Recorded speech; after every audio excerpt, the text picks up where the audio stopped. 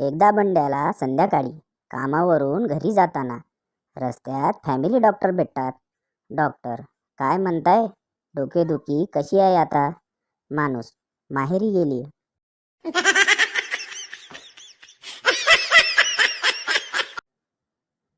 एकदा गावात नसबंदीचा कॅम्प लागला होता. 24 वर्षाचा मुलगा तिथे आला. मुलगा, डॉक्टर, माझी नसबंदी करा. डॉक्टर, तुला किती मुले आहेत?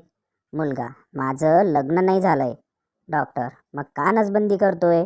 मुलगा, कारण गावात सर्वांची नसबंदी झाली. साला कोणतीही बाई गर्भवती राहिली की पूर्ण गाव मलाच मारायला येतं.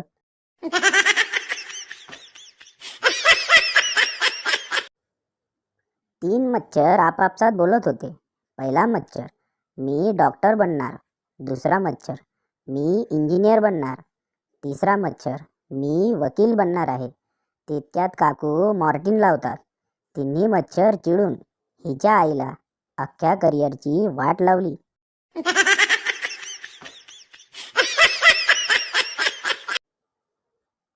संताला आपला कुत्रा विकायचा होता आणि बंता त्याला विकत घेणार होता.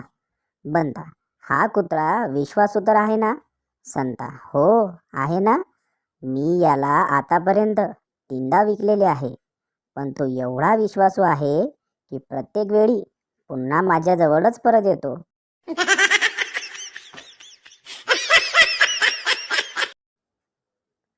गण्या, येणाऱ्या पिढीची वाट लागणार हे तर फिक्सच आहे. मन्या, का रे?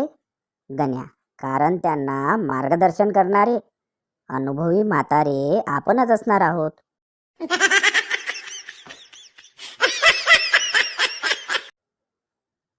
टॉयलेटची चप्पल आणि सोशल मीडियावरचं प्रेम हे कधीच कोणा एकट्याच्या मालकीचं नसतं.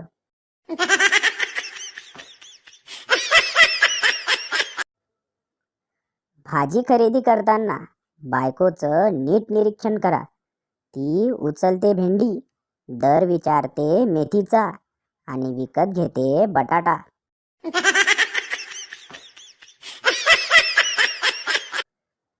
Railway station inquiry counter.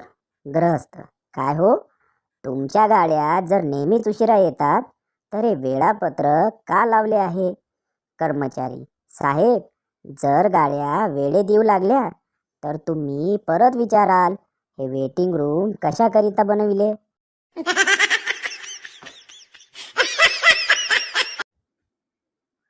नवरा बायको एका उद्यानात बसले होते.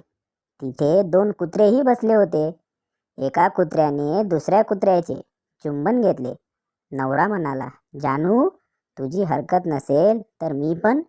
बायको, ठीक आहे, जा, पण काळजी घे, तो कुत्रा आहे, चावायला नको.